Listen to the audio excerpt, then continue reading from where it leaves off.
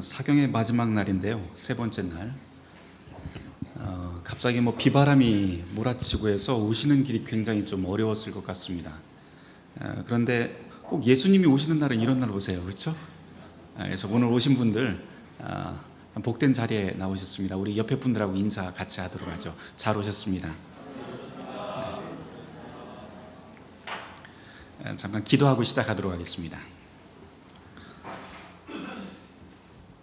주님, 저희에게 주님의 말씀을 가까이서 들을 수 있고 또한 이해할 수 있는 영을 우리에게 주시옵소서. 이 시간 사경의 마지막 날 주님께서 함께 하시어 저희가 조금 더 주님의 그 은혜와 은총을 더욱 깊이 깨달아 알고 우리의 삶 속에서 주님이 동행하심을 알며 기쁘게 생활할 수 있도록 우리를 인도하여 주시옵소서. 이 모든 말씀 예수 그리스도 이름 받들어 기도드립니다. 아멘. 사경의 마지막 날입니다. 6장부터 저희가 시작을 할 건데요. 그래도 어제 그 5장까지 했었는데 5장까지 이야기는 약간 그 복습을 짧게라도 좀 하고 시작을 해야 될 것 같습니다. 여러분들 성경을 펼치시고 1장부터 좀 함께 보도록 하시죠. 1장부터 본다니까 벌써 놀라시는 분들이 있어요. 어떻게 해서 우리 맨 마지막까지 끝낼까 이렇게 하는데 걱정하지 마세요. 오늘 다 끝냅니다. 그리고 중요한 것은 사경에는 오늘이 마지막 날이다. 그거하고 사경의 강사는 어디로 도망가지 않는다. 그러니까 걱정하지 마시고 오늘 저하고 같이 끝까지 한번 달려보도록 하겠습니다. 1장 말씀입니다. 1장 1절에서부터 사도 바울은 황제의 복음이 아니라 누구의 복음이라고 하는 말로 시작을 하나요? 하나님의 복음이라고 하는 담대한 선언을 하고 시작을 합니다. 이 이야기를 어제 제가 여러분들하고 같이 나눴습니다. 7절까지는 로마 교회에 보내는 인사죠. 그런데 거기에 그 복음의 내용이라고 하는 것, 그것이 바로 예수 그리스도에 대한 복음이다라고 하는 것을 밝히고 시작을 합니다. 그 다음에 8절부터 15절까지는 바로 로마 교회에 방문할 계획에 대한 이야기가 나오고 있고요. 16절, 17절 말씀은 바로 우리 로마서의 대주제인 복음 안에 하나님의 의의가 나타났다. 그 의의는 차별 없는 하나님의 능력이다라고 하는 선언이 나옵니다. 이 짧은 말씀이 로마서 전체를 관통하게 될 거예요. 그리고는 1장 18절에서부터 3장 20절 말씀까지 모든 사람들이 하나님의 심판 아래 있다는 걸 사도 바울은 논증을 시작을 합니다. 헬라인이나 유대인이나 모두 다 이 심판 아래 있다고 하는 것을 핑계댈 수 없다라고 그렇게 설명을 하죠. 그러면서 율법이 있는 자는 율법으로 심판받고 율법이 없는 자도 이에 상응하는 심판을 받게 될 것이다 라고 선언을 합니다. 그 심판에 해당하는 것이 무엇일까요? 율법에 해당하는 것, 하나님을 알만한 것들이 우리 속에 있다라고 하는 그 이야기를 합니다. 나중에 양심이라고 하는 단어로도 바뀌곤 하죠.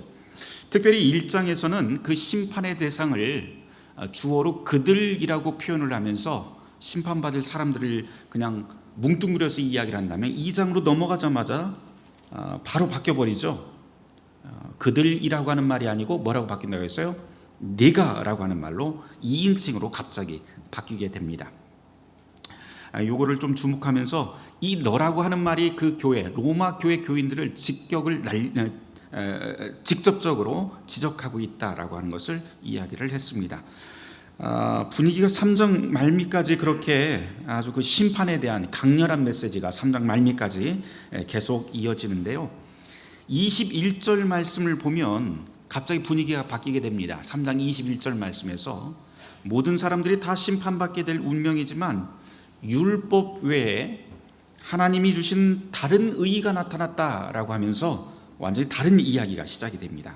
그런데 그 의의라고 하는 것은 갑자기 주어진 것이 아니고 사도 바울이 뭐라고 하냐면 그 의의는 율법과 선지자를 통해서 옛날부터 다 전해졌던 거야. 새로운 것 아니야 라고 이야기를 하죠.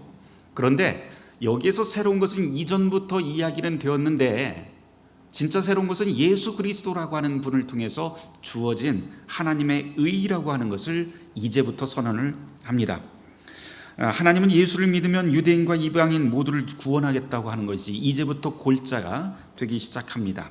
그러면서 바울은 3장 마지막 그 부분부터 믿음이란 무엇인가 라고 하는 주제로 다시 주제를 전환을 합니다.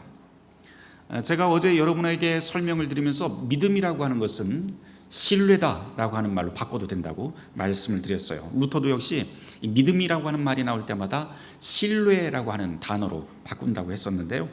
그 신뢰는 어디에서 나온다고 했어요? 내가 만들어낸 것이 아니고 바로 그 대상, 믿음의 대상인 그 대상이 말과 행동을 통해서 나에게 보여주는 것을 통해서 나에게 자연스럽게 나오는 것, 이것을 신뢰라고 이야기를 했습니다. 그래서 믿음이라고 하는 것은 내가 만들어내는 것이 아니고 바로 하나님이 우리에게 주신 선물이다라고 하는 말도 열심히 여러분에게 말씀을 드렸습니다. 그래서 이것과 또 연결해서 구원도 함께 생각을 할 수 있다고 했어요. 그러면서 구원이라고 하는 것은 내가 뭘 안다고 해서 또는 열심히 한다고 해서 구원을 얻을 수 있는 게 아니다. 마찬가지로 하나님께서 우리에게 주시는 선물이 바로 이 구원이다라고 하는 말도 말씀을 드렸습니다. 바울은 이걸 설명을 하려고 이제 믿음의 조상 아브라함이라고 하는 사람을 딱 꺼내게 되죠. 그게 로마서 4장의 말씀입니다. 어제 우리가 그 아브라함이 도대체 왜 조상이라고 하는 말이 붙었는지, 왜 믿음의 조상이라고 하는 말이 붙었는지 확인을 했었어요. 창세기 12장, 15장, 17장을 통해서 하나님께서 아브라함을 부를 때 아브라함이 무언가 하나님 앞에 잘한 게 하나도 없었는데도 불구하고 불림을 받았고, 또 하나님께서 여러 가지 축복들을 주시는데 그 축복이 할례 이전에 이미 주신 거였다 하는 것을 우리가 확인을 했습니다. 그 뜻은 바로 아브라함이 하나님의 축복을 받을 때 하나님께 자기 스스로 무언가 기쁘게 할 만한, 하나님을 기쁘게 할 만한 또는 자랑할 만한 공로가 있었다 없었다? 전혀 없었다. 그럼에도 불구하고 하나님께서는 이를 조상으로 그를 부르셨고 인도하시고 복을 주셨다라고 하는 말을 여러분에게 설명을 했습니다. 그래서 사도 바울은 로마서 4장에서 아브라함을 조상이라고 부르는 이유를 언급을 하는데요. 그 이유를 가만 생각을 해보면 아브라함이 무언가 하나님께 잘해서 위대해서 그가 믿음의 조상이 된 게 아니라 하나님 앞에 내세울 것 없는, 그래서 우리와 똑같은 사람이기 때문에 조상이다라고 그렇게 설명을 합니다. 단 그가 그냥 조상이 아니고 믿음의라고 하는 그 앞에 수식어가 붙어요. 믿음의 조상이라고 불림받는 것은 딱 하나 이유, 하나님의 신실하신 약속과 그 행동에 기대를 걸고 살던 사람이었기 때문에 이 아브라함을 단순히 조상, 우리와 똑같은 조상으로 이야기하지 않고 믿음의 조상이라고 그렇게 불렀다라고 볼 수가 있습니다. 그래서 4장 18절에서 바울이 이렇게 말을 하죠. 아브라함이 바랄 수 없는 중에 바라고 믿었으니 이는 후손이 이같으리라 하신 말씀대로 많은 민족의 조상이 되게 하려 하심이라 라고 그렇게 이 4장 18절에서 설명을 합니다. 다시 말해서 아브라함은 하나님이 당신을 신뢰하는 사람들, 즉 믿는 사람에게 어떤 일을 하여 해주시는지 보여주는 하나의 샘플로서 아브라함을 우리에게 제시하는 것이죠. 이것이 바로 아무런 자격도 없지만 지금 모든 사람들이 다 심판 아래에 있고 아무런 자격도 없고 구원받을 그런 공로도 갖추지 않았지만 그럼에도 불구하고 하나님께서는 아브라함과 똑같은 우리들을 불러서 하나님의 의를 선물해 주신다라고 하는 것을 바울은 바로 이 아브라함을 불러서 인용을 해서 그렇게 설명을 합니다. 제가 어제 하나님의 의라고 하는 말을 또 설명하면서 중요하게 여러분에게 설명을 했던 건 의라고 하는 말을 구약의 전통과 또 같이 연결을 해서 관계성으로 설명을 했던 거 여러분들이 기억을 하실 거예요. 그래서 제가 읽을 적에 여러분하고 그 로마서를 쭉 읽어가면서 의라고 하는 표현이 나올 때 의도적으로 하나님과 바르게 연결된 이라고 그렇게 읽었던 것 혹시 기억나시는지 모르겠어요. 그래서 하나님의 의라고 하는 것은 하나님과 바르게 연결된 사람을 뜻하게 됩니다. 그래서 우리가 만들어내는 그 바른 연결이 내가 만들어내는 것이 아니고 하나님이 해주시는 것, 그걸 바로 하나님의 의, 하나님의 능력이라고 말씀을 드렸어요. 그러면서 제가 의인과 죄인에 대해서도 설명을 또 똑같이 했습니다. 의인은 우리가 생각하는 어떤 그 선한 일, 도덕적인 일, 의로운 일을 해서 의인이 아니라고 말씀을 드렸어요. 특별히 신약에서는 의인이라고 하는 말이 나오면 그 의인은 당연히 하나님과 바르게 연결된 사람이라고 하는 의미로 사용이 됩니다. 예수님께서는 좋은 나무에서 좋은 열매가 맺힌다라고 하는 그런 비유를 드신 적이 있는데요, 하나님과 바르게 연결이 되어 있으면 당연히 거기에서 나오는 열매들은 선하고 의롭고 정의로운 열매들이 나오겠죠. 그래서 의인이 선한 일을 만든다라고 하는 것은 바로 하나님과 연결되어 있기 때문에 바로 그런 일이 일어납니다. 내가 무언가를 열심히 하고 잘하고 해서 하나님이 너 이제 의인이야 이렇게 이야기해 주는 게 아니라고 하는 것을 여러분에게 말씀을 드렸어요. 그러면서 동시에 죄인에 대한 이야기도 했었죠. 죄인은 뭐라고 그랬어요? 죄 지어서 죄인이 아니고요, 하나님과 바른 관계가 깨어진 사람을 죄인이라고 부른다고 하는 것도 어제 말씀을 드렸어요. 그러면서 나디아 볼스웨버 그 이야기도 했었죠. 그 여자 루터교회 목사님 이야기를 했는데 이건 좀 여담인데요, 그분이 사실은 전 세계적으로 굉장히 유명하고 파괴력이 있는 분입니다. 그런데 한국에서는 아무도 안 불러요. 저희 교회 그 지난주에 나왔던 그 김기권 그 형제가 독일에서 그 나디아 볼스웨버를 만나서 물어봤대요. 한국에 오실 계획 없냐고 그랬더니 한국에서 불러주는 교회가 한 군데도 없어서 지금 못 온대요. 그러면서 아무데나 부르기만 하면 자기는 오겠다. 그러면서 김기권 형제가 전달을 해요. 목사님, 우리 교회에서 사경회 때 부르면 안 돼요? 그래서 제가 한번 생각을 해보려고 합니다. 비행기 표만 있으면 될 것 같습니다. 네, 한번 생각을 좀 해보도록 하겠습니다. 여담입니다. 자, 계속 해보도록 하죠. 죄에 대한 이야기를 하면서 그 이야기를 했습니다. 이 나디아 목사님이 죄에 대한 이야기를 어쩌다 거룩하게라고 하는 그 책에서 이렇게 이야기를 했다고 그러죠. 죄라고 하는 것은 모든 것을 자기에게 구부러뜨리는 힘이 있다. 루터의 이야기이기도 하죠. 죄라고 하는 그 힘은 모든 만물을 다 자기에게 구부러뜨리는 힘이 있다고 그렇게 표현을 했습니다. 그러면서 우리 자신에 대한 이야기를 했었어요. 우리가 어떤 이야기를 듣거나 전달을 할 때 늘 보면은 나한테 유리하게 늘 그거를 각색을 해서 이야기를 전달을 하고요, 좋은 이야기 전달하는 것보다도 나쁜 이야기 자꾸 이야기하는 거, 뒷담화 이야기하는 거 너무 즐거워한다고 그런 이야기도 했어요. 왜? 우리 안에 그런 죄의 힘이 작동하기 때문에 그렇습니다. 근데 이게 비단 악한 사람들의 이야기가 아니라 우리 모두의 이야기라고 이야기를 하면서 모두가 다 우리는 죄의 힘 아래 있다라고 하는 것도 말씀을 드렸습니다.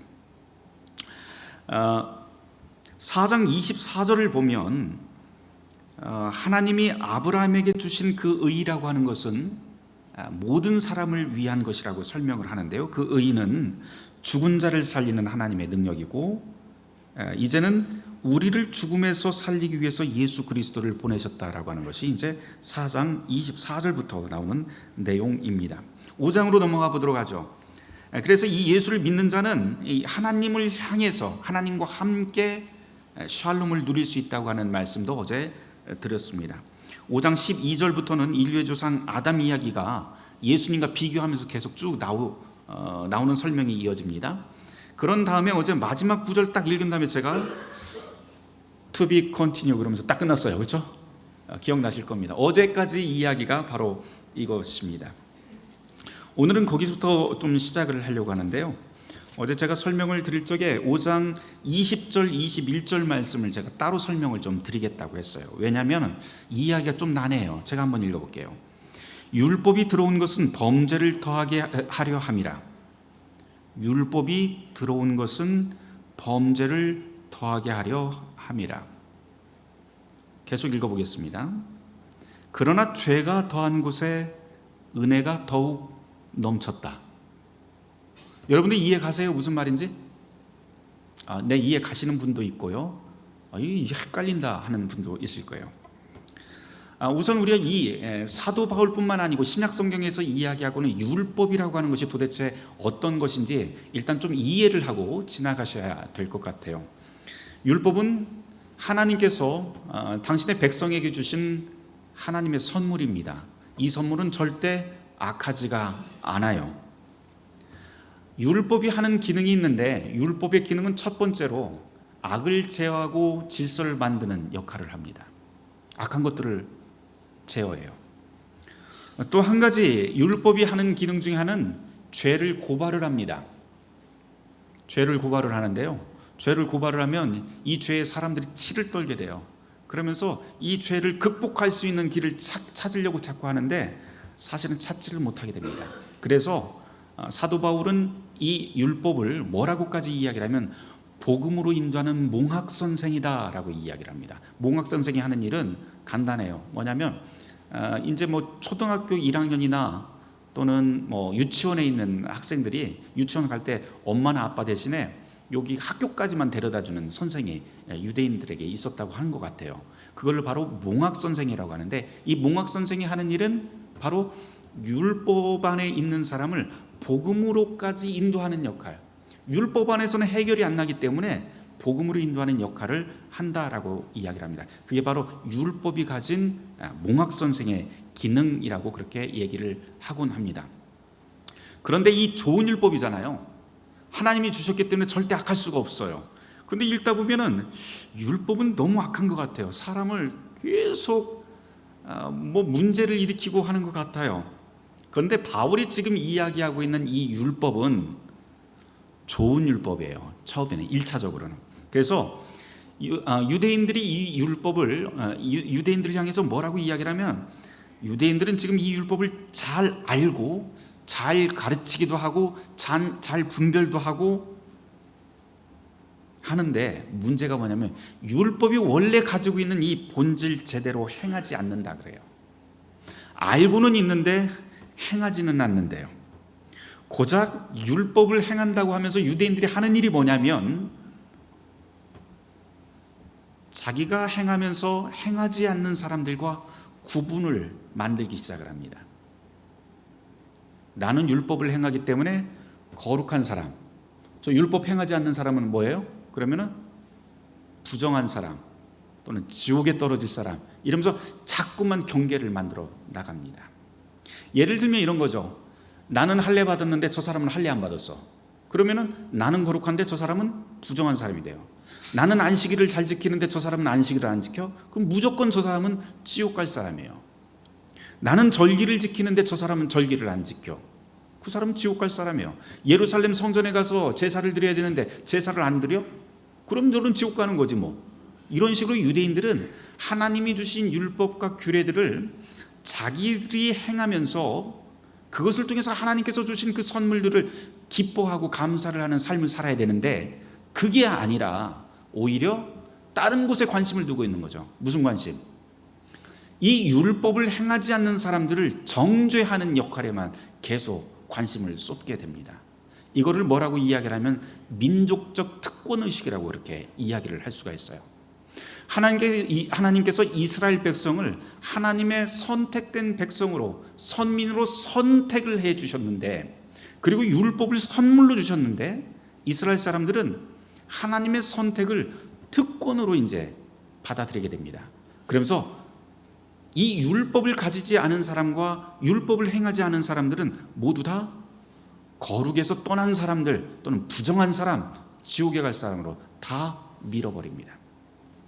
심지어 이방인들을 랍비들의 그 문헌에 보면 이방인들은 지옥불 땔감으로 쓰려고 만들었다라고까지 그렇게 심하게 이야기하는 그 내용들도 있을 정도이죠. 바울이 지금 지적하고 있는, 바울이 이 로마서에서 유대인들의 그 율법에 대한 행태들을 계속해서 지적하는 그 한 가지 이유는 뭐냐면, 단순히 율법을 행하지 않아서가 아니라 율법을 행하면서도 하나님과의 일대일의 관계에 집중하지 않고 다른 사람들을 구별하고 차별하는데 그 문제의식을 가지고 있는 거예요. 그런데 이 문제가 사실은 단순히 유대인의 문제만은 아니죠. 우리도 마찬가지 아닌가요? 우리도 신앙생활을 하면서 비슷한 일들을 자꾸 해요. 우리는 교회 다니면서 새벽 예배, 11조, 또 교회에서 사경에 오늘 참석 안 한 사람들, 그래서 눈을 부릅뜨고 나는 참석해서 나는 거룩한데 혹시 이러지는 않으시는지요? 바울은 지금 그거를 지적하는 거예요, 여기에서. 자, 다시 돌아가 보도록 하죠. 5장 20절에서 이제 여러분들이 율법에 대한 이해를 살짝 가지고 다시 읽어보시길 바라요. 율법이 들어온 것은 범죄를 더하게 하려 함이라. 무슨 뜻이냐면 율법은 어떤 기능이 있다고 했어요? 죄를 알게 하고 고발하는 기능이 있다고 했어요. 율법이 들어왔으니 당연히 이전에는 몰랐던 죄들이 이게 잘못된 거였구나라고 하는 그 기준이 생기게 됩니다. 그러니 당연히 죄목이 점점점 늘어나게 됩니다. 그런데 죄목이 늘어나면 늘어날수록 그걸로 끝나는 게 아니고요. 그 다음 구절에 죄가 더한 곳에 은혜가 더욱 넘쳤다라고 하는 표현이 있어요. 여러분 한번 쉽게 생각할 수 있을 것 같아요. 어떤 사람은 저한테 제가 돈을 빌려줬는데요. 어떤 사람은 저한테 1,000원을 빌려갔고요. 어떤 사람은 1,000만 원을 빌려갔어요. 근데 둘 다 갚을 능력이 없대요. 그래서 제가 둘을 불러다가 내가 탕감해줄게 그러면서 탕감을 딱 해줬어요. 그러면은 둘 다 어떻게 돼요? 감사개혁이겠죠. 이거 참 은혜입니다. 내가 아무것도 당신한테 갚아주지도 이자도 갚지를 못했는데 한 방에 다 탕감을 했죠. 얼마나 기쁘겠어요? 별로 안 기쁜가 봐요. 네. 1,000원 빌려줘서 1,000원을 가져간 사람은 그리 뭐 그거 가지고 뭘 할 수도 있겠지만 1,000만 원을 가져간 사람은 어떨까요? 당연히 그 용서의 기쁨, 탕감의 기쁨이 클 수밖에 없습니다. 그 이야기예요 지금. 그래서 율법이 들어온 것은 범죄를 더하게 하려 함인데 죄가 더한 곳에는 그 은혜가, 하나님께서 용서하는 그 은혜가 정말로 점점 더 크다라고 하는 그 이야기를 합니다. 21절 말씀, 이는 죄가 사망 안에서 왕노릇한 것 같이 은혜도 또한 의로 말미암아 왕노릇한다. 이 말을 조금 바꾸어 놓으면 더 쉬울 것 같아요. 이제까지 죄라고 하는 것이 우리의 왕노릇하면서 우리를 고소하고 우리를 힘들게 만들었다면, 이제는 하나님의 용서의 은혜, 구원의 은혜가, 하나님의 의의 능력이라고 하는 것이 우리 가운데 들어와서 그 죄의 힘을 완전히 다 지배를 하게 된다라고 하는 그런 뜻입니다. 그러니까 죄라고 하는 것, 은혜와 죄 사이에 그 세력 다툼을 만약에 이야기를 한다면 게임도 안 된다라고 하는 그런 이야기예요. 그래서 이는 사망 안에서 죄가 왕노릇했지만 은혜도 또한 의로 말미암아 왕노릇하게 된다. 우리 주 예수 그리스도를 말미암아 영생에 이르게 하려 함이라라고 하는 말씀으로 5절 말씀이 끝납니다. 6절 말씀으로 넘어가면요, 그런즉 우리가 무슨 말을 하리요? 은혜를 더하게 하려고 죄에 거하겠느냐? 탕감받은 그 기쁨을, 용서의 기쁨을 더 크게 하기 위해서 돈 더 꿔달라고 한 다음에 돈을 더 안 갚는 거예요. 이게 말이 됩니까? 그 다음 말씀이 그거예요. 그럴 수 없느니라. 이거 말도 안 되는 소리다. 우리 은혜를 받겠다고 해서 더 죄 지을래? 그럴 수 없는 거잖아, 이 이야기예요. 그러면서 죄에 대하여 죽은 우리가 어찌 그 가운데 이제 죄악 가운데서 더 살리요? 그 다음 말씀 3절 말씀부터는 이제 세례에 대한 이야기가 쭉 나오죠. 그런데 이 세례가, 우리는 보통 그 물 세례를 이야기하면서 물에 잠기고 물에 떠 올라가는 것, 그것을 생각을 하지만 사도 바울은 특별히 이 로마서 6장에서 이 세례라고 하는 것을 무덤과 같이 생각을 합니다. 무덤 안으로 들어가서 죽는 것과 무덤 밖으로 나와서 사는 것, 예수님의 죽음과 부활을 여기에다가 결부를 시켜요. 그러면서 죽음이라고 하는 모티브와 이 세례를 연결을 한 다음에 무슨 이야기를 하냐면, 우리가 바로 그렇게 세례를 통해서 그리스도와 하나가 되었다라고 이야기를 합니다. 그리스도와 하나가 되어서 그러면 우리는 어떻게 살아야 될까? 그게 바로 이제 8절부터 15절까지 말씀입니다. 6장 8절에서부터 제가 한번 읽어볼게요. 만일 우리가 그리스도와 함께 죽었으면, 이게 세례받는다는 이야기죠. 죽었으면 또한 그와 함께 살 줄을 믿노니 이는 그리스도께서 죽은 자 가운데서 살아나셨으며 다시 죽지 아니하고 사망이 다시는 그를 주장하지 못할 줄을 알기 때문이다. 그가 죽으심은 죄에 대해서 단번에 죽는 것이고, 그가 다시 살아나신다는 것은 하나님에 대하여 다시 살아나십니다. 그러니 이와 같이 너희도 세례받았기 때문에 너희 자신을 예수와 연합한 자로 똑같이 예수와 함께 죄에 대해서는 죽고 그리스도 예수 안에서 하나님 앞에서 살아난 자로 살아야 된다. 그 얘기예요. 12절. 그러므로 너희는 죄가 너희 죽을 몸을 지배하지 못하게 하여 몸의 사욕에 순종하지 말고, 그러니까 그거를 머릿속으로만 끝내지 말고 우리의 육체도 역시 똑같은 삶을 살아야 된다는 거예요. 지금까지 하던 죄의 종에 매여서 살던 그런 못된 습관들 버리는 연습을 해야 된다는 거예요. 그리스도와 함께 살아난 사람으로서.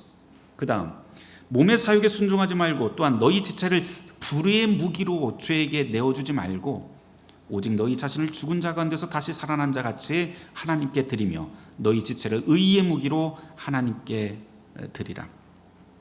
저는 이 구절을 읽으면서 늘 성찬을 생각을 해요. 여러분들 성찬 받을 적에 이것은 주님의 몸입니다, 이것은 주님의 피입니다 그러면서 여러분들이 손으로 받고 입으로 받아 먹습니다.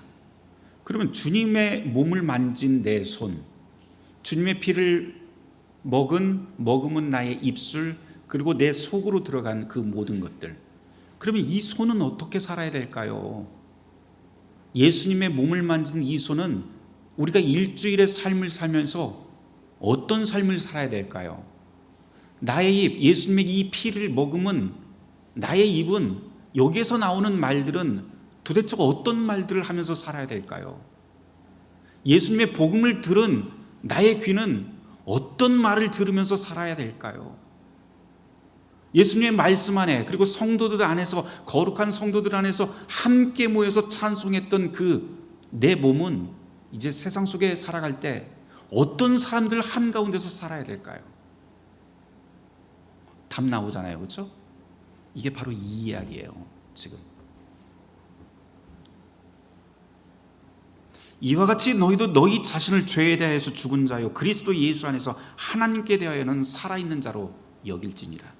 그러므로 너희는 죄가 너희 죽을 몸을 지배하지 못하게 하여 몸의 사욕에 순종하지 말아라.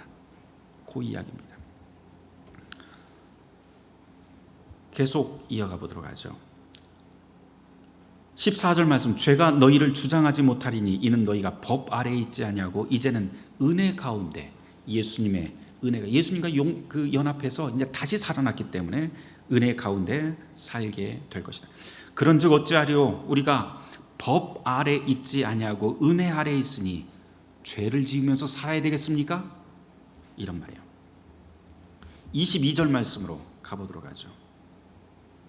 22절 23절 말씀, 그러나 이제는 너희가 죄로부터 해방되고 하나님께 종이 되어 거룩함에 이르는 열매를 맺었으니 그 마지막은 영생이라.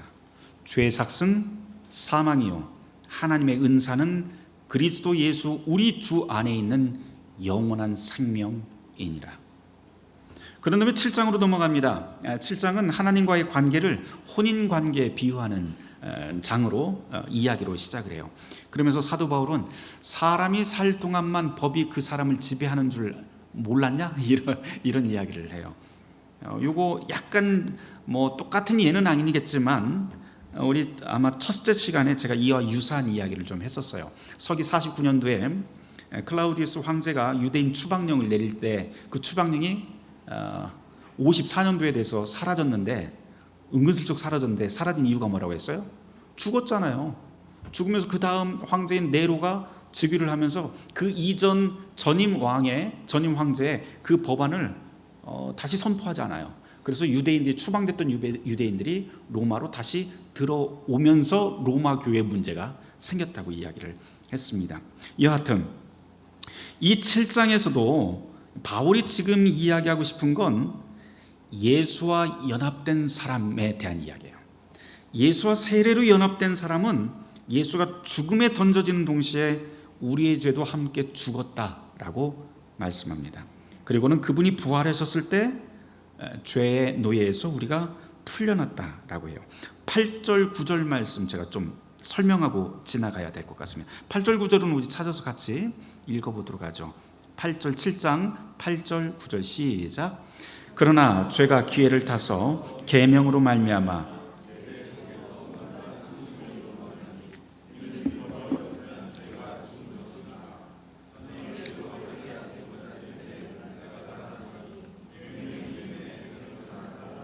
나는 죽었도다. 아멘. 여기서 계명이라고 하는 단어가 나오고 율법이라고 하는 단어도 같이 나와요. 뭐 비슷한 것 아니에요? 이렇게 물어보는데 비슷해요. 말씀 그대로. 근데 율법은 조금 더 포괄적인 그 의미라고 한다면 계명이라고 해서 구체적인 조항을 뜻합니다. 예를 들어서 이런 거죠. 구약에 나와 있는 하나님의 명령을 모두 다 율법이라고 우리가 이해를 한다면 그 명령 중에서도 10계명 중에서도 예를 들어서 부모 공경 계명 하나만을 우리 한번 들어보죠. 그것을 우리는 계명이라고 그렇게 이야기를 할 수가 있어요. 그런데 우리는 하나님의 계명, 하나님의 율법을 늘 선한 선물로 여기지만 인간의 존재라고 하는 것은 바울의 말을 따르면 우리는 죄인이기 때문에 죄의 힘에 지배를 받기 때문에 언제나 하나님의 계명조차도 왜곡하고 또 나의 유익을 위해서 자꾸만 구부러뜨리는 그런 성질을 가지고 있어요. 그 아주 좋은 예가 마가복음 7장에 나오는데요. 마가복음 7장 9절에서부터 11절까지 이야기를 보면 예수님께서 유대인들을 모아놓고 고르반이라고 하는 전통을 굉장히 비판하는 이야기가 거기에 나옵니다. 고르반은 뭐예요? 그 뜻은 하나님께 바쳐졌다라고 하는 뜻이에요. 이게 무슨 말이냐면은 예수님이 부모 공경 계명 너희들 다 알지? 근데 왜 고르반해? 라고 하면서 아주 짧게 이야기를 하면 그 바탕에 깔린 이야기는 뭐냐면 유대인들이 하나님을 잘 믿고 하나님께 뭐 다 바쳤다고 하면서 부모 공경은 안 해요. 부모가 힘이 없어지고 또 늙고 힘이 없어지니까 그 부모한테 나올 게 없으니까 부모를 어떻게 하냐면 봉양을 안 하는 거예요. 그러고서는 너 왜 부모를 공양을 안 해? 물어보면 딱 하는 말이 나는 나의 모든 것을 하나님께 다 바쳤어. 내 부모도 역시 하나님께 바쳤어. 이제 누구 책임이에요? 부모의 생명은 누구 책임이에요? 자식 책임이 아니고 누구 책임이에요? 하나님 책임으로 밀어버리는 거예요. 자, 보세요. 하나님의 계명인 부모 공경 계명은 참으로 선하게 우리에게 주어진 거예요. 그런데 죄의 힘은 이 계명조차도 왜곡하고 부숴버리는 힘이, 강력한 힘이 있어요. 그 이야기가 여기 9절 10절에서 나오는 겁니다. 그래서 8절 9절에서 죄가 기회를 타서 계명으로 말미암아 내 속에서 온갖 탐심을 이루고 율법이 없으면 탐심을 이룬다. 그리고 이것은 율법이 없으면 죄가 죽은 것이므로 전에 율법을 깨닫지 못했으면 내가 살았더니 계명이 이름에 계명이 구체적으로 딱 왔는데 이 죄가 살아나서 나를 자꾸 죽음으로 몰고 간다라고 하는 고백이 됩니다. 조금 다른 이야기 하나 더 하죠. 조금 더 쉽게. 제가 이제 어디를 가든지 한남대교를 넘어서 이제 교회를 오려면은 꼭 오는 곳이 이 소월로예요. 소월로 이렇게 차를 타고 쭉 오면은요.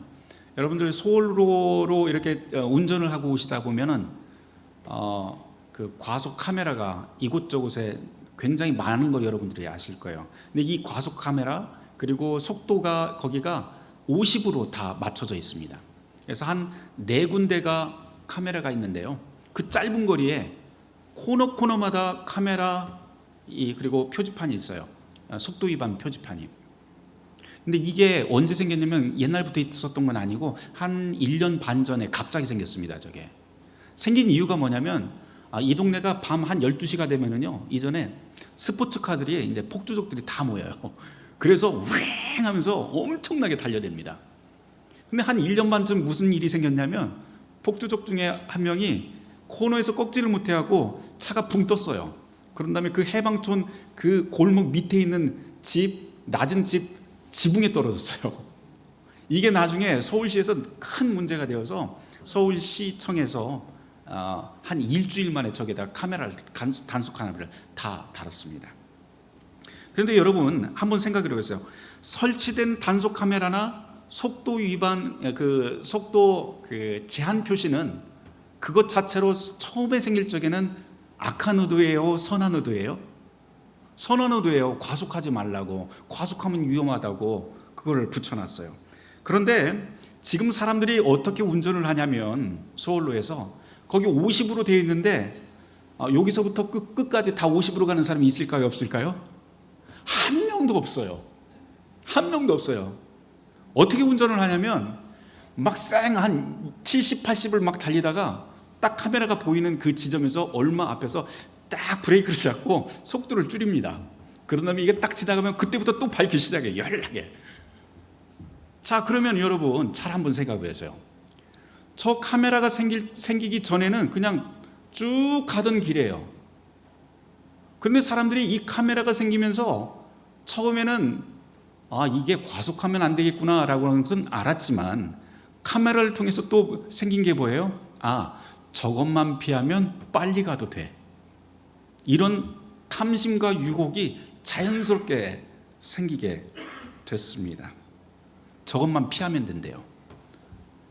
그러고 보면 사실은 궁극적으로 나아진 거 하나도 없어요. 저기 서울로에.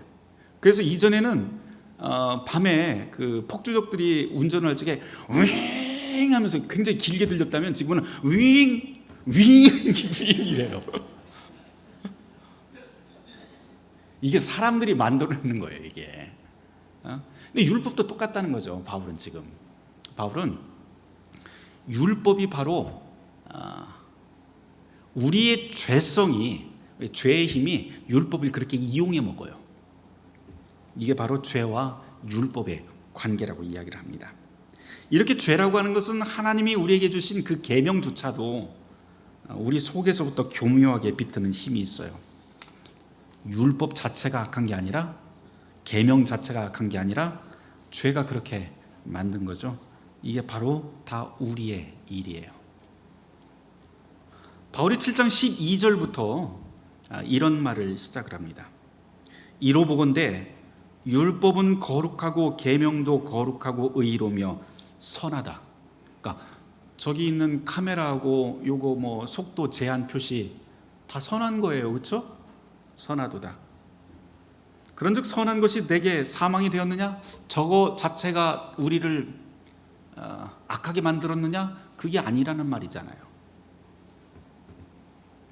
그 이유는 오직 죄가 죄로 드러나서 그런 거예요. 선한 그것으로 말미암아 나를 죽게 만들었으니 이는 계명으로 말미암아 죄로 심히 죄되게 하려 함이라. 19절 말씀부터 보도록 하죠.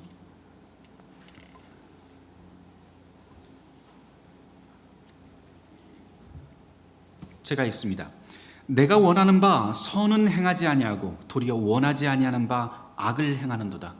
계명이 있는데요, 저 카메라가 있는데도 카메라 보고 그때만 딱 줄이고, 그런 유혹이 있어서 그렇게 가는 거예요. 권사님 그렇죠? 우리가 다 그래요. 뭐 권사님뿐만 아니고 저도 마찬가지예요. 그게 인간이에요. 나는 마음으로는 잘 알아요. 저거 50이기 때문에 저 도로를 50으로 안전하게 가야 된다는 것은 머릿속으로 잘 아는데요, 몸은 그렇게 따라가지를 않아요. 그래서 내가 원하는 바 선은 행하지 아니하고 도리어 원하지 않는 바 악을 행하고 있는 내 모습을 자꾸 보게 됩니다. 바울도 똑같아요. 바울도 만일 내가 원하지 아니하는 그것을 하면 이는 행하는 자는 내가 아니요 내 속에 거하는 그 죄가 나를 그렇게 만들고 있기 때문이래요. 그러므로 내가 한 법을 깨달았노니 곧 선을 행하기 원하는 나에게 악이 함께 있다고 하는 것을 내가 뼈저리게 지금 고백을 할 수밖에 없도다. 내 속사람으로는 하나님의 법을 즐거워하지만, 그 안전하게 가는 것 그거 정말 좋게는 여기지만, 내 속사람으로는 하나님의 법을 즐거워하되 내 지체 속에서 다른 한 법이 내 마음의 법과 싸워서 내 지체 속에 있는 죄의 법으로 나를 사로잡는 것을 내가 지금 보고 있구나. 하나님의 계명, 하나님의 율법 다 좋다는 거 아는데 나는 왜 이렇게 이거를 제대로 다 따르지를 않지? 그 앞에서만 딱 멈췄다가 쌩하니 왜 달려가지? 주일날은 거룩하게 이 자리에 오는데 왜 나는 6일 동안은 또 완전히 다른 이중적인 삶을 살지? 그 이야기예요 지금. 그러면서 바울이 뭐라고 그래요? 그 다음 말씀이 오라 나는 곤고한 사람이로다. 절망하는 거예요. 우리의 현실에 대해서. 예수를 잘 알고 하나님을 잘 알고 하나님으로부터 받은 것이 참 많다는 것도 우리는 아는데 내가 그렇게 살지 못한다는 거예요. 한숨 쉬는 분이 있네요. 아휴, 그래요. 지금 바울이 그 심정이, 아휴, 그럼 어떡하지? 이 이야기예요. 그러면서 오호라 나는 곤고한 사람이로다. 이 사망의 몸에서 누가 나를 건져낼 수 있을까? 아무도 못 건져내지 뭘 건져내요. 그런 다음에 25절 말씀, 우리 주 예수 그리스도로 말미암아 하나님께 내가 감사하는 제목이 있다. 그러면서 이제 또 톤을 딱 바꿉니다.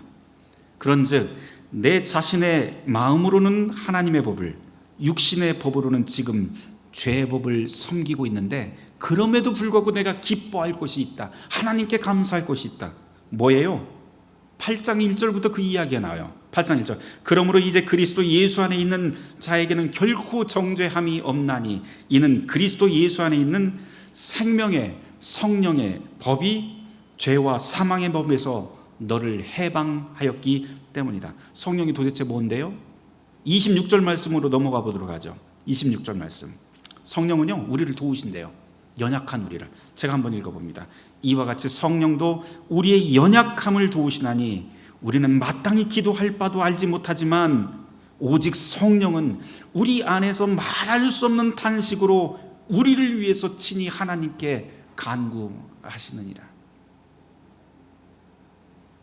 마음을 살피시는 이가 성령의 생각을 아시나니 이는 성령이 하나님의 뜻대로 성도를 위하여 간구하심이라. 우리가 알거니와 하나님을 사랑하는 자 곧 그의 뜻대로 부르심을 입은 자들에게는 모든 것들이 합력하여 선을 이루게 될 것이다.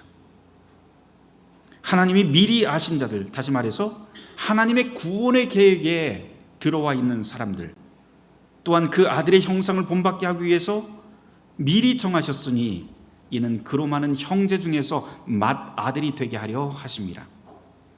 여기 미리 아신 자들이라고 하는 것은 하나님께서 미리 택정하셨다, 예정하셨다라고 하는 말씀이에요. 구원의 계획에 포함하셨다.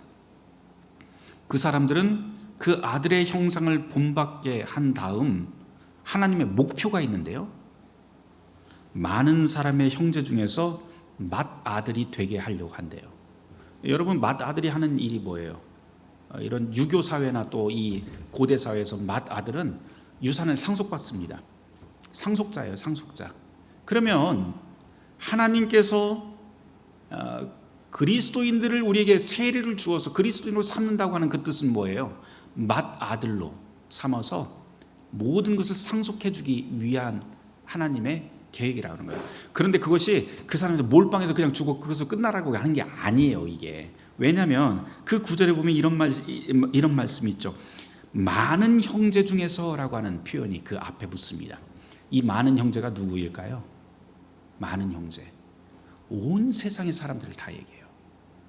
온 하나님의 구원의 계획 속에는 온 인류가 다 하나님의 구원의 계획에 들어있어요. 그런데 우선적으로 맏아들에게 상속권을 준 다음, 그리고 그 상속권을 통해서 모든 사람들이 다 구원받기를 원한다는 거예요. 우리를 앞세우시는 거죠. 우리를 모델로 해서. 30절 말씀, 또 미리 정하신 그들을 또한 부르시고 부르신 그들을 또한 의롭다 하시고 의롭다 하신 그들을 또한 영화롭게 하셨느니라. 하나님께서 계획하고 세례 주고 또한 세운 그리스도인들을 하나님께서는 세상 한가운데서 빛나게 하신대요. 이 하나님의 계획이래요. 세례받은 사람 손 들어보세요. 세례받은 사람 손 들어보세요. 바로 여러분들이 손든 사람들이 바로 이 사람들이에요. 하나님의 계획 안에 있는 사람, 하나님이 빛나게 하시고자 이미 작정하신 사람들이에요. 31절, 그런즉 이 일에 대하여 우리가 무슨 말을 하리요? 만일 하나님이 우리 편이면 누가 우리를 대적할까요? 33절, 누가 능히 하나님께서 택하신 자들을 고발하겠습니까? 의롭다 하시는 이는 하나님이시니 누가 정죄하겠습니까? 죽으실 뿐 아니라 다시 살아나시는 이는 예수 그리스도시니 그는 하나님 우편에 계신 자요 우리를 위하여 간구하시는 자이십니다.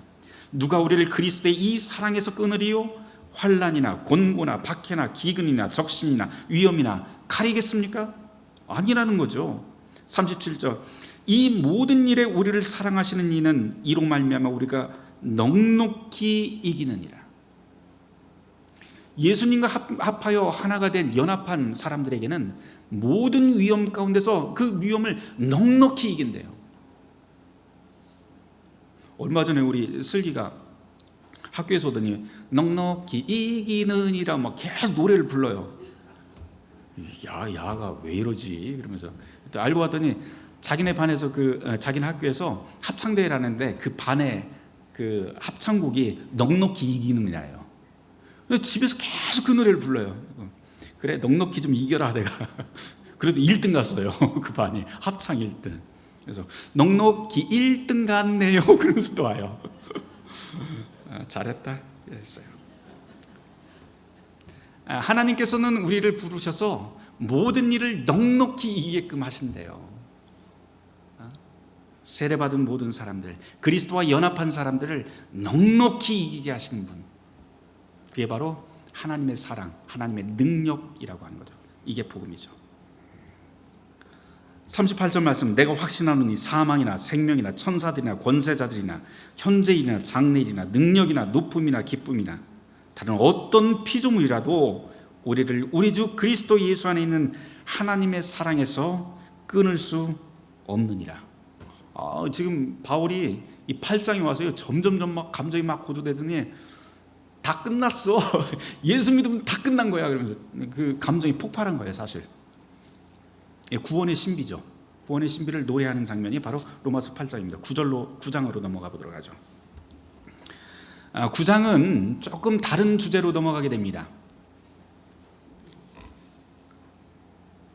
9장에서는 바울의 마음을 좀 우리가 좀 이해를 해야 될 텐데요. 여러분이 이제부터 주목할 단어는 약속의 씨, 긍휼이라고 하는 단어예요. 9장 1절에서부터 5절까지 말씀 우리 같이 한번 읽어보도록 할까요? 여러분들 같이 9장 1절에서부터 5절까지 말씀 같이 읽으면 시작. 내가 그리스도 안에서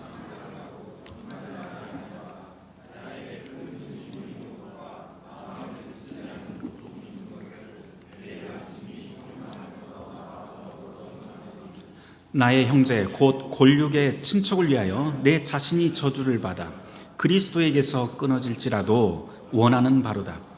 그들은 이스라엘 사람이라 그들에게는 양자됨과 영광과 언약들과 율법을 세우신 것과 예배와 약속들이 있고 조상들도 그들의 것이요 육신으로 하면 그리스도가 그들에게서 나셨으니 그는 만물 위에 계셔서 세세의 찬양을 받으실 하나님이시라. 아멘. 이제부터는 바울이 자기 개인의 그 고민을 털어놓기 시작을 합니다. 그 다음 8절 말씀이 뭐라고 하냐면 6절 말씀이 뭐라고 하냐면 그러나 하나님의 말씀이 폐해진 것 같다. 무슨 말이에요? 하나님의 말씀이 이제 하나님의 내 백성인 내 혈족인 유대인에게 끊어졌나? 왜? 하나님께서는 이전에 유대인을 부르셔서 율법도 선물로 해주시고 하나님의 선택된 백성이라고 정말 귀하게 막 알뜰살뜰히 잘 챙기셨는데 복음이 들어가자마자 예수 그리스도의 복음을 제일 안 받는 사람들이 바로 이 사람들인 거예요. 어떻게 보면은 우리 이제 목사님들이나 교인들, 오래된 교인들이 하는 말이 있어요. 오래된 교회일수록 참 변하지 않는다. 그런 말을 많이 해요.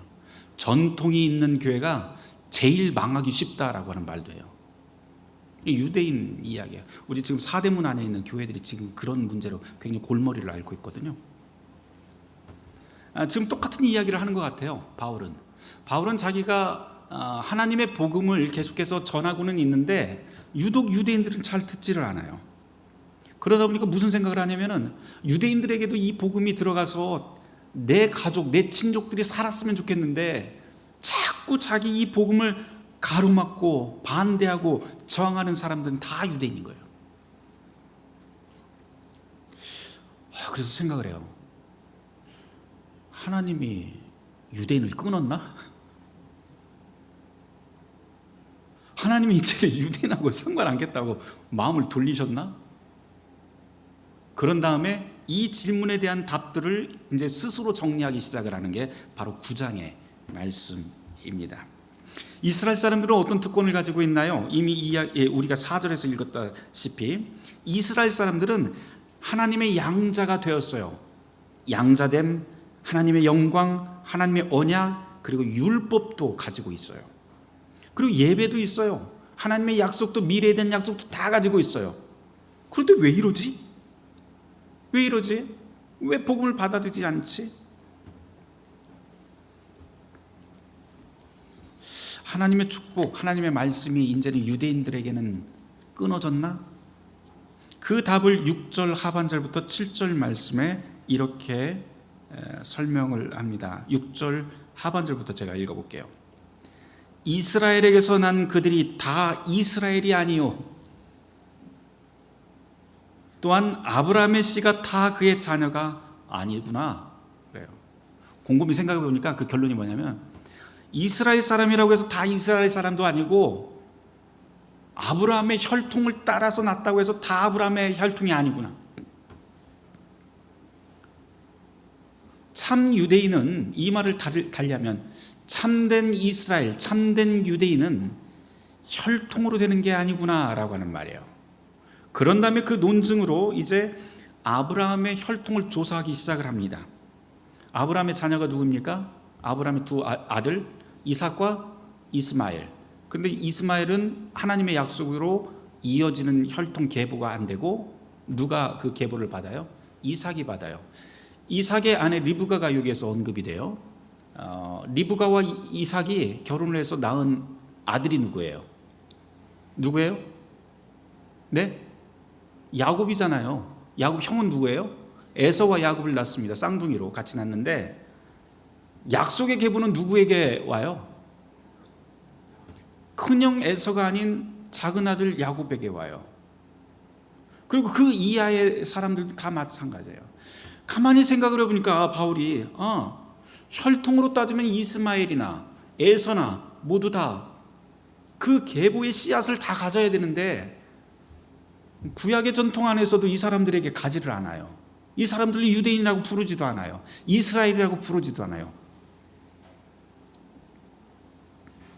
아하, 구원의 약속의 계보라고 하는 것은, 씨앗이라고 하는 것은 혈통을 따라서 가는 게 아니라 하나님의 약속의 씨앗에 따라서 가는 것이구나 라고 하는 이야기를 합니다. 이와 비슷한 이야기가 마태복음에도 나와요. 마태복음 16장 16절에 예수님께서 제자들을 불러놓고 물어보세요. 너희들은, 사람들이 나를 누구로 하니까 제자들이 막 뭐 이것저것 얘기하는데요. 나중에 베드로가 뭐라 하면 주는 그리스도시요 살아계신 하나님입니다. 그러니까 예수님이 딱 하는 말이에요. 야, 대단하다. 바요나 시모나, 내가 복이 있도다. 그것을 너한테 알린 이는 혈육이 아니요, 그 말부터 시작을 해요. 이 사실 너에게 알린 이는 혈육이 아니요 하늘에 계신 내 아버지니라 라고 예수님께서 말씀을 하세요. 그런 다음에 너에게 천국 열쇠를 준다 그러면서 이 반석 위에 교회를 세우게 하겠다라고 해요. 자, 예수님께서도 말씀하실 적에 혈육을 통해서 그 하나님의 축복이 이어지는 것이 아니라, 혈통을 통해서 이어지는 게 아니라 뭐예요? 다른 것을 통해서 이어지는데요. 그 축복의 통로가 바로 교회로 이어집니다. 이 말을 오늘 이 로마서하고 연결을 해보면 이렇게 연결이 될 수 있을 것 같아요. 아브라함, 이삭, 야곱, 또 예수님은 이미 앞에서 이야기를 했는데요. 그 혈통을 따라서 나잖아요. 모세도 중간에 끼기는 합니다만 예수, 그 다음에 어디예요? 교회라고 하는 것을 통해서 그 약속의, 구원의 약속이 쭉 그 계보가 흐릅니다. 이걸 약속의 씨앗이라고 그렇게 이야기를 할 수가 있어요. 그 이야기를 이제 로마서 9장에서 이야기를 합니다. 다시 말해서 유대인 가운데서 약속의 씨는 믿는 사람들을 통해서 이어지고, 그 믿는 사람들을 통해서 이어진 하나님의 그 자비하심, 긍휼하심, 하나님의 선하심, 이런 의의를 받은 사람들은 바로 나중에 새로운 이스라엘로서, 참 이스라엘로서 살아가게 되는데, 그게 바로 예수를 믿는 사람들이 세운 새로운 이스라엘, 즉 교회이다 라고 하는 것을 이제 논증을 시작을 합니다. 유대인이 다 구원받는 게 아니죠. 그러니까 구약을 다 확인해 보니까 혈통이 있다고 해서 다 그것이 아니고 약속의 계보를 따라서 간다. 근데 여기서 우리가 또 질문할 수 있어요. 바울도 그걸 똑같이 질문하는데요. 그러면 혈통이 아니고 약속의 계보라고 하는 그 기준은 도대체 어디서 왔냐 이거예요. 그거를 물어요. 그거 누구한테서 왔어요? 하나님 자신에게서 오잖아요. 그러니까 하나님 마음대로예요. 이게 다른 말로 하면. 근데 우리가 좀 좋게 이야기하면 뭐라고 하냐면 하나님의 주권이라고 그렇게 표현을 합니다. 하나님의 마음대로 그 기준을 세우고 하나님 뜻대로 움직이세요. 그런데 여기서 우리는 또 한 가지 또 질문할 수 있죠. 그럼 그거 하나님 불의한 것 아니에요? 그 안에 들어가지 않는 사람들은 어떻게 되는 거예요? 물어볼 수 있잖아요. 안 그래요? 바로나 아니면 이스마엘이나 이런 사람들은 어떻게 할 겁니까? 물어봐요. 바울도 그걸 알고 있었어요. 그래서 그 이야기를 이제 시작을 합니다. 9장 17절 말씀부터 보면 바로 이야기도 하고요. 그러면서 18절에서 이런 말을 해요. 그런즉 하나님께서 하고자 하시는 자를 긍휼히 여기시고 하고자 하시는 자를 완악하게 만드신다. 하나님 만들어 긍휼히도 완악하게도 다 하시고 바로도 뭐 하시고 다 이런 이야기를 해요.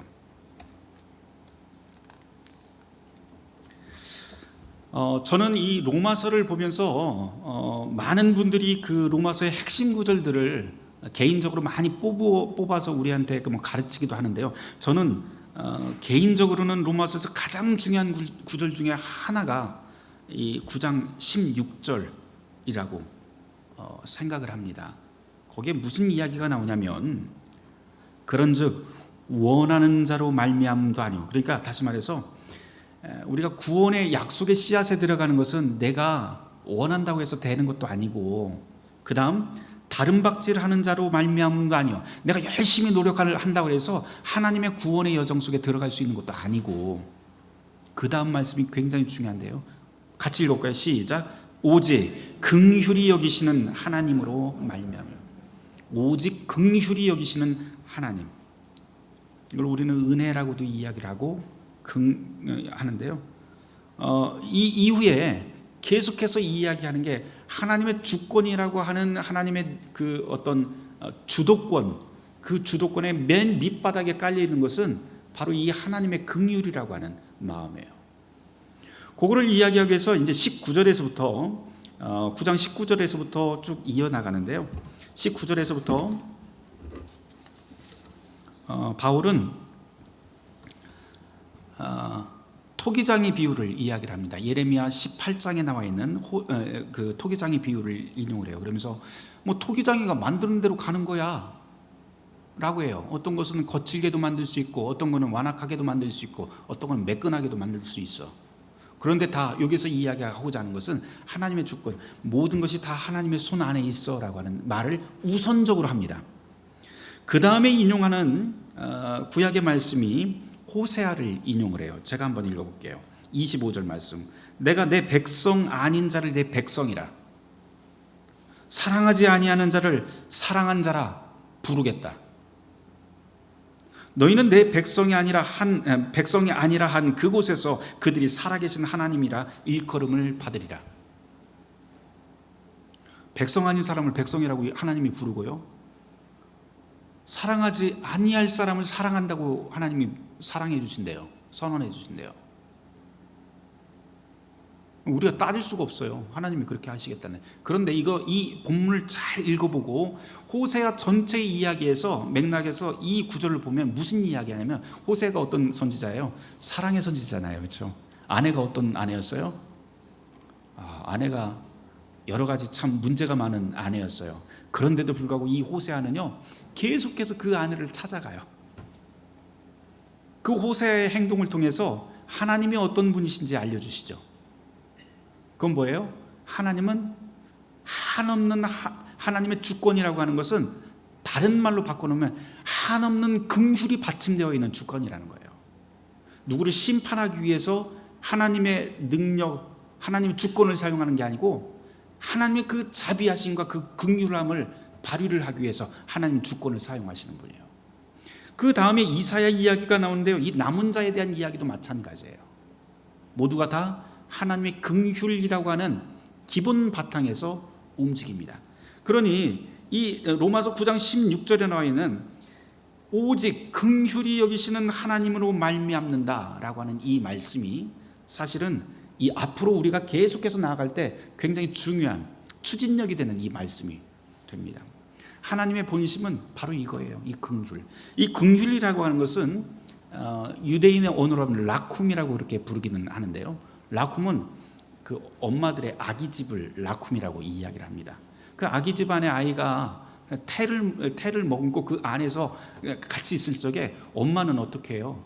그 아기를 그 무엇보다도 최선을 다해서 보호합니다. 그 무엇보다도 자기의 생명보다도 더 아끼는 것이 바로 이 안에 있는 아기예요. 하나님께서 긍휼이라고 하는 이 단어를 사용을 할 적에는 바로 당신의 백성들을 바로 그러한 사랑과 그러한 보호와 그런 노력을 들여서라도 보호하고 건강하게 만들겠다고 하는 거예요. 이게 바로 하나님의 긍휼입니다. 이 자비가 바로 하나님의 본성이고요. 이 자비, 이 긍휼의 정신이 바로 하나님의 주권을 움직이는 그 바탕이고, 또 이것이 바로 하나님의 의며 이 의 안에 그리스도 예수 안에 나타난 하나님의 의라고 우리는 연결해서 읽어 나갈 수가 있습니다. 10장으로 넘어가 보도록 하죠. 10장의 말씀도 똑같은 내용이에요. 10장의 말씀도 동일한데요. 이 약속의 시 하나님의 긍휼을 믿고 의지하는 사람이 바로 참 이스라엘이다. 그리고 그 의는 멀리 하늘에 있는 하늘이나 땅 아래까지 찾을 필요가 없다라고 하는 게 이제 이 10장의 가장 중요한 메시지입니다. 그리스도의 의가 율법의 마침이라고 이야기를 하면서요. 6절 말씀부터 보면 이런 재밌는 표현이 나와요. 믿음으로 말미암는 의인은 이같이 말하되 내 마음에 누가 하늘에 올라가겠느냐 하지 말라 하니, 올라가겠느냐 함은 그리스도를 모셔내리는 것이요, 혹 누가 무저갱으로 내려가겠느냐 하지 말라 하니 내려가겠느냐 함은 그리스도를 죽은 자 가운데서 모셔 올리는 것이다. 그러면 무엇을 말하느냐? 말씀이 내게 가까워 내 입에 있으며 내 마음에 있다 하였으니, 곧 우리가 전파하는 믿음의 말씀이냐. 다른 말로 하면 이게 무슨 말이냐면, 하나님의 의라고 하는 것은 하나님의 선물이 멀리 있어서 우리가 찾으러 하늘로 막 올라갈 필요도 없고요, 땅 파고 막 들어가는 그런 수고를 드릴 필요도 없다는 거예요. 하나님의 의가 어디 있다고 했어요? 어디 있다고? 지금 몇 절이에요? 8절 말씀. 말씀이 너한테 가까이 있다. 다른 말로 하면 말씀이 코앞에 있다는 말이에요. 코앞에 있고, 그 은총 하나님의 의가 내가 노력해서 저기로 찾아간 게 아닌데도 그 말씀과 그 하나님의 의, 하나님의 능력이 선물처럼 내 앞에 딱 와 있다는 거예요. 그리고 내 입에 있으며 내 마음속에 이미 와 있다라고 하는 거예요.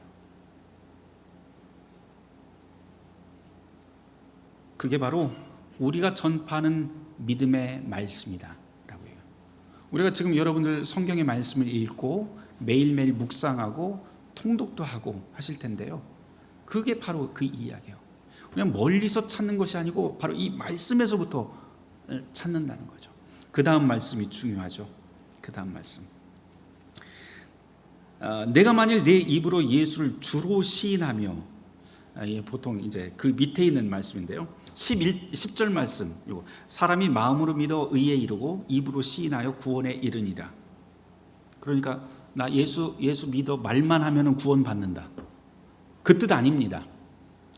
입으로 말을 한다고 하는 이 시인한다 또는 입으로 말을 한다 하는 것은 일종의 신앙 고백을 뜻해요.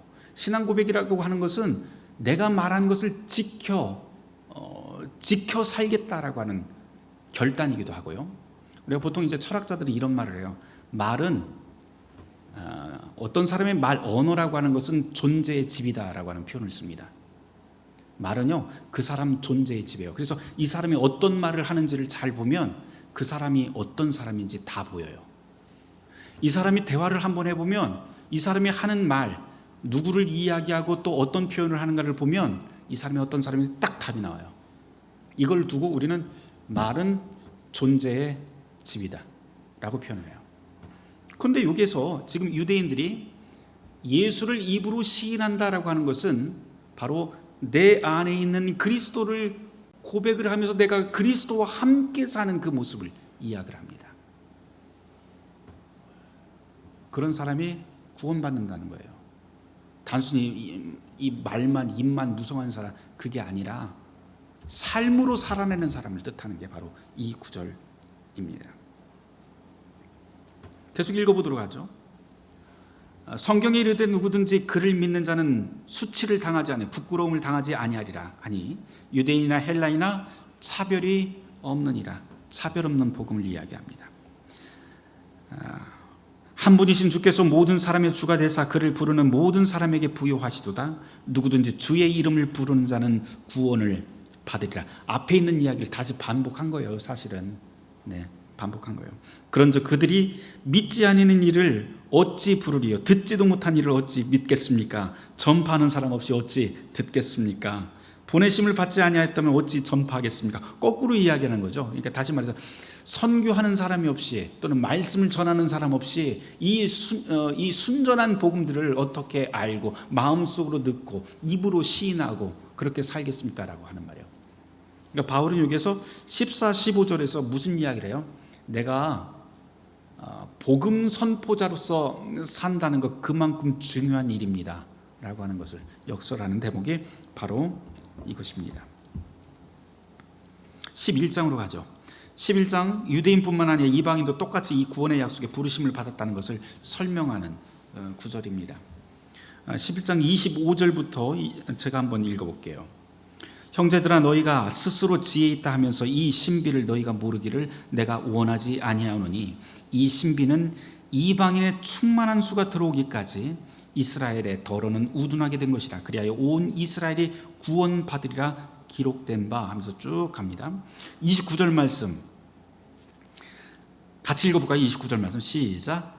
하나님의 은사와 부르심에는 후회하심이 없느니라. 저기 이 구절 읽으면서 굉장히 위로를 많이 받는 구절 중에 하나예요. 제가 목사하면서 목회를 하면서 종종 저는 개인적으로 후회할 때가 있어요. 내가 왜 목사가 됐을까? 후회할 때가 있어요. 뭐 여러분도 다 마찬가지겠죠. 아유, 내가 왜 장로가 됐지? 내가 왜 권세가 됐지? 후회할 때가 있어요. 내가 교회를 왜 다니지? 차라리 그리스도인이 아니었으면 얼마나 좋았을까? 이런 생각 다 합니다. 안 한다고 하면 그거 거짓말이에요. 그렇죠? 권사님, 그렇죠? 사실이에요. 이거는 뭐 저도 마찬가지예요. 그런데 내 자신만 생각을 하면 나는 후회를 해요. 그런데 이 말씀을 보면 하나님의 은사와 하나님이 부르신 거에 대해서는 하나님이 후회하심이 없대요. 내가 능력이 안 되건 내가 능력이 되건 내가 무엇을 하건 간에 하나님이 일단 부르시면 나를 믿어주신대요. 그게 얼마나 큰 위로가 되는지 모르겠어요. 저를 개인적으로 잘 아시는 분들은 제가 어떤 사람인지 잘 아실 거예요. 저 사실 이 앞에 서는 거 죽기보다 싫어하는 사람이고요. 앞에서 사람들 앞에서 뭘 이야기할 때마다 덜덜덜 떨면서 이야기를 할 수밖에 없는 사람인데 꼭 여기에 설 수밖에 없어요. 그때마다 어떤 때는 막 진땀이 흘러갖고 정말 힘들어요, 몸이. 그런데도 어쩔 수 없이 서요. 그러면서 후회해요. 내가 이렇게 막 하면서 내가 이럴 줄 알았어. 나 이렇게 쫄릴 줄 알았어. 그러면서 또 서서 해요. 근데 이때까지 벌써 14년이 됐잖아요. 이때까지 온 것도 참 하나님의 은혜예요. 기적이에요, 제가 볼 때는. 그런데 이건 순전히 제가 뭘 잘나서 그런 게 아니고 하나님의 부르심과 그 은사에는 하나님이 나보다 더 잘 아신다는 거예요. 후회하심이 없다는 거예요. 여러분 성가대로 서신 여러분들 오디션에 붙었는지 떨어졌는지는 잘 모르겠지만 하나님께서 일단 부르셨으면 그 은사와 부르심에는 후회함이 없으시대요. 이게 우리한테는 굉장한 힘이 돼요. 신앙생활하는 데뿐만 아니고 우리가 일상생활을 합니다. 우리의 직업생활이나 이런 것을 하는 데 있어도 엄청난 힘이 되는 것이 바로 이 구절입니다. 계속 읽어보죠. 32절 말씀. 하나님이 모든 사람을 순종하지 아니하는 것에 가두심은 모든 사람에게 긍휼을 베푸려 하심이로다. 33절. 깊도다 하나님의 지혜와 지식의 풍성하며 그의 판단은 헤아리지 못할 것이며 그의 길은 찾지 못할 것이로다. 누가 주의 마음을 알았을까? 누가 그의 모사가 되었을까? 누가 주께 먼저 드려서 갚으심을 받겠느냐? 이는 만물이 모든 것들이 주에게서 나오고 주님으로 말미암아 주님에게 돌아가기 때문이다. 모든 것이 주님으로부터 시작하고 주님께 돌아간다. 주님이 바로 알파와 오메가가 되신다라고 하는, 그에게 영광이 세세토록 있을지어다. 아멘 하면서 딱 끝납니다. 찬송으로 끝나는 거죠. 하나님께서 이렇게 자격 없는 우리들, 하나도 무언가 구원받을 수 있는 그 밑바탕이 아무것도 없는 우리들을 불러주셔서 하나 되게 하시고, 그리고 세워주시고 선하게 이끌어주시고, 이것이야말로 우리에게 참 생명을 주신다 하셨는데 이것이야말로 얼마나 영광입니까? 라고 하면서 사도 바울은 11장까지 마칩니다. 슬슬 고민이 되네요. 네. 네. 네. 고민이 됩니다. 빨리 한번 해볼게요. 한 10분 내로 한번 제가 끝내보겠습니다. 복음이 아닌가 봐요, 이게. 그러면 아주 짧게 제가 12장 1절 2절 그 정도만 이야기하고 제가 마치도록 할게요. 나머지 못 들은 거는 사경회를 하지는 않겠지만 오후 시간에, 우리 주일 오후 시간에 한 번 더 시간을 만들어서 그 나머지를 한번 쭉 한번 빼보도록 하겠습니다. 한 시간, 제가 그때는 이제 시간이 많으니까 강사가 어디 도망가지 않잖아요. 이게 특권이에요, 이게 또. 그래서 그때 저하고 한 2시간 정도 저하고 같이 좋은 시간 한번 마련을 해볼게요. 웃으시는 분들은 좋아서 웃으시는 건지 아니면 네. 자, 12장 딱 한 절만 좀 여러분에게 말씀드리고 맞춰보려고. 12장 1절 2절 두 절이네요.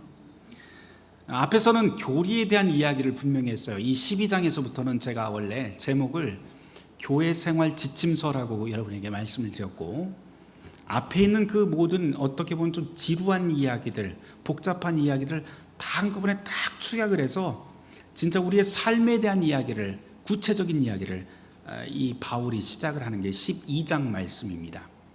12장 첫 구절이 이렇게 시작을 해요. 그러므로 형제들아, 내가 하나님의 모든 자비하심으로 너희에게 권한다.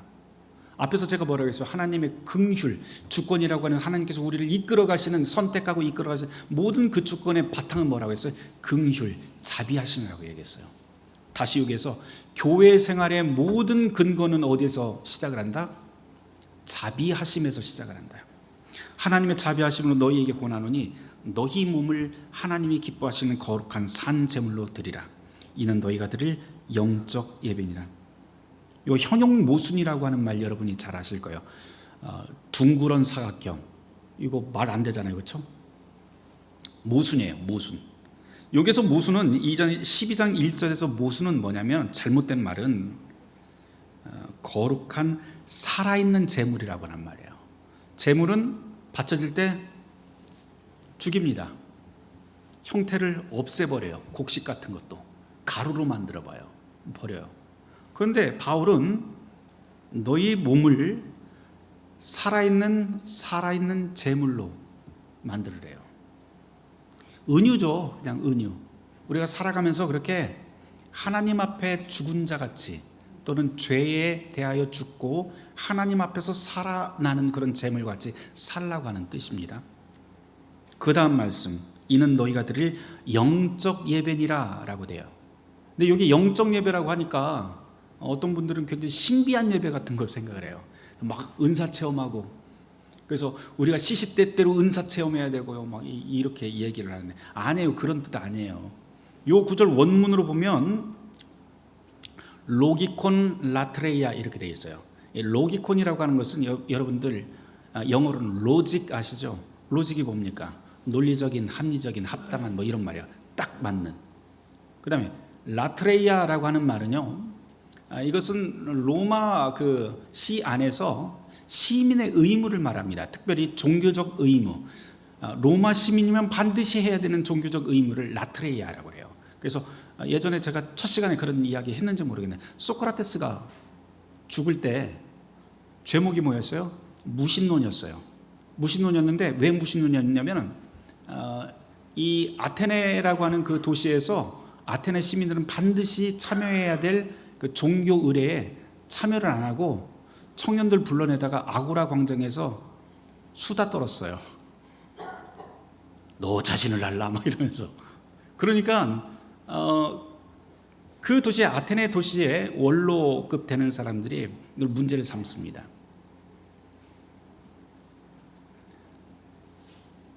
그 제사에 참여를 하지 않은 것, 그거를 무신론이라고 이야기를 하지만 그 죄목에 부제로 붙는 그 말들을 보면 라트레이아에 참여를 하지를 않았다라고 얘기해요.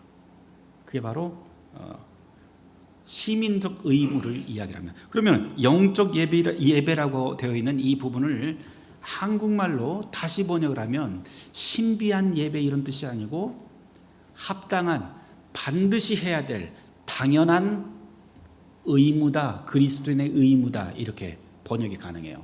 실제로 지금 우리가 여러분들이 가지고 있는 이게 개역 개정판이라고 이야기를 하는데요. 또는 어떤 분들은 이것 전에 개역 성경이라고 하는 것을 가지고 계실 거예요. 근데 그 개역 성경 이전 성경 버전들을 초기 우리나라 1900년도 그 성경들은요, 이거를 합당한 예배 또는 적절한 의무 뭐 이런 식으로 번역을 해놨어요. 그런데 어느 날 순간 1960년도가 지나면서 이 부분을 뭐라고 번역을 했냐면 영적 예배, 이렇게 막 한국 사람들 영적이라고 하는 단어 되게 좋아하잖아요. 그렇게 바꿔놨더라고요. 그래서 다시 이야기를 하면 우리가 살아가면서 하나님의 자비하심을 받은 사람들이 살아갈 때 일상생활에서 제일 중요한 것, 그것은 뭐냐면 어디를 가든지 내가 죄에 대해서는 죽고 하나님 앞에서 살아있는 그런 제물로서 살고, 또 그것이 바로 당연한 그리스도인의 의무다, 삶의 자세다라고 하는 아주 간단한 말입니다. 그 다음 이게 어떤 것이냐라고 하는 것을 2절 말씀에서 밝힙니다. 같이 읽을까요? 시작. 너희는 이 세대를 본받지 말고 오직 마음을 새롭게 함으로 변화를 받아 하나님의 선하시고 기뻐하시고 온전하신 뜻이 무엇인지 분별하도록 하라. 이 세대를 본받지 말래요. 이 세대를 본받지 말라고 하는 것은 이 땅을 살아가면서 세상 일에 관여하지 말라 이런 뜻 아닙니다. 우리는 이 땅 위에 살아가는 사람들이에요. 동시에 우리는 이 땅 위에서 살아가지만 하나님의 통치 가운데 있는 사람이에요. 그래서 어떤 신학자는 우리는 하나님 나라의 스파이로 이 땅에서 살아간다 라고 그렇게 표현까지 합니다. 바울은 앞에서 우리는 죄의 종으로서 살아간다고 늘 이야기하면서 우리가 죄의 지배를 받고 그리고 늘 모든 것들을 왜곡하면서 사는 사람들로 설명을 합니다. 그러나 그리스도와 함께 연합하여 세례받은 사람은 이제 그 죄까지도 죽고 다시 그리스도와 함께 생명으로 살아났기 때문에 그 생명으로 살아난 그 변화의 존재로서 우리의 모든 것들이 보는 것, 그리고 만지는 것, 듣는 것, 먹는 것, 그리고 모든 삶이 하나님의 모습을 드러내는 그런 작은 예수로 살아야 된다라고 하는 것이 바로 이 2절 말씀입니다. 3절 말씀만 3절 말씀만 딱 하고 그냥 끝낼게요, 진짜. 네. 3절 말씀은 너무 아쉬워서 그래요, 제가. 내게 주신 은혜로 말미암아 너희 각 사람에게 말하노니, 이제 교회에다가 이야기를 합니다. 교회는 다 서로 출신 성분이 다 다르잖아요. 이 로마 교회는 유대인도 있고 또 이방인도 있고, 거기다가 이전에 그 문제가 있었다고 그랬잖아요. 추방됐던 유대인들이 다시 돌아와 보니 여기서 서로 주도권 싸움이 아주 강해요. 교회 안에는 또 게다가 각각의 직분들이, 부름받은 직분들이 다 달라요. 근데 뭐라고 이야기하냐면 제일 먼저 하는 이야기가 마땅히 생각할 그 이상의 생각을 품지 말고 라고 이야기를 합니다. 이거를 다른 말로 조금 더 풀이하면 무슨 말이냐면 자기 자신에 대하여 생각을 부풀리지 말아라 라고 하는 뜻이에요. 오직 하나님께서 각 사람에게 나누어 주신 믿음의 분량대로 지혜롭게 생각하라. 무슨 말을 하든지 부풀려 말하거나 또는 왜곡해서 말하지 말고 우리에게 주어진 그 직분대로 그 믿음의 분량만큼 서로를 존중하면서 지혜롭게 살라고 하는 말씀입니다. 나중에 그 밑에 이제 각각의 은사에 대한 이야기들이 나오고요. 뒤쪽으로 가면 교회의 삶이라고 하는 것이 어떤 것인지, 그 목표는 성도가 함께 있는 자리에서 하나가 되어야 되는데 서로의 덕을 높이면서 살아야 된다라고 하는 것을 뒷부분에서 이야기를 합니다. 먹고 마시는 문제도 재미있는 이야기가 이 뒤에 나와 있지만 다음번에 제가 여러분과 같이 나누도록 하겠습니다. 그래서 로마서 강해로 제가 1장에서부터 12장 3절까지 한 걸로 제가 마치고요. To be continue는 다음 우리 주일 때 우리가 좋은 기회를 맞아서 제가 같이 여러분하고 나누겠습니다. 3일 동안 고생 많으셨습니다. 고생 많으셨고요. 여러분들이 제가 처음에 목표로 삼았다는 게 있었죠. 뭐예요? 스스로 로마서를 읽을 수 있을 정도로 최소한 제가 가이드 정도는 제가 이번에 하겠습니다라고 말씀을 드렸는데 어느 정도 그 수준에 갔는지는 잘 모르겠습니다만 저는 최선을 다했습니다. 이제 고르반입니다. 이제 고르반 하나님께 다 맡겼으니까요. 저는 할 일 다 했으니까 여러분들 스스로 하나님께서 우리에게 말씀을 아주 가까운 데 두셨어요. 먼 곳에다 두지 않았어요. 여러분들 집에서 성경을 계속 좀 읽으시고 질문을 좀 가지시고요. 혼자 읽고 이상한 게 있으면 오셔서 말씀하세요. 그리고 성도들끼리 나누세요. 같이 나 이거 읽었는데 요거 자꾸 기억이 나. 이거는 무슨 말인지 잘 모르겠어. 그래서 서로 나누세요.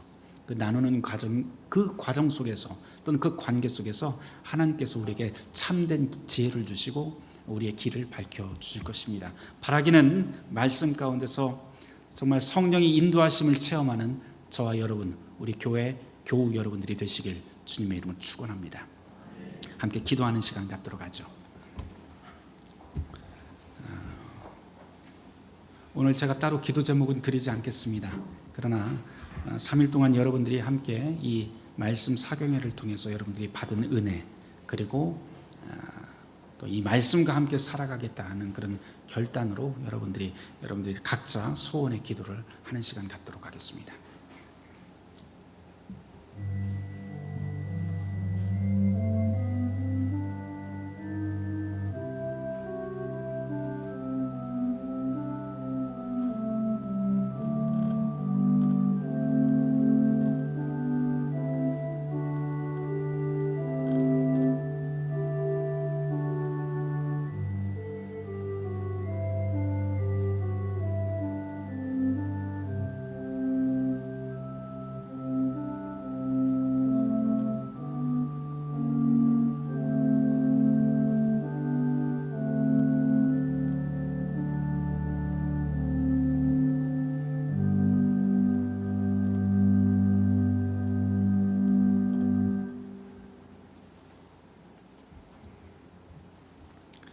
주님 감사합니다. 말씀을 우리 가까이 두시고 그 말씀이 우리의 입에 그리고 우리의 마음속에 주님께서 찾아와 주시니 감사를 드립니다. 주님께서 주시는 이 선물이 우리의 삶을 영원한 생명 가운데 거하게 하여 주시옵소서. 지금은 우리 구주 예수 그리스도의 은혜와 하나님 아버지의 극진하신 사랑과 성령님의 감동 감화하시는 놀라운 역사가 이제부터 영원토록 함께 하실지어다.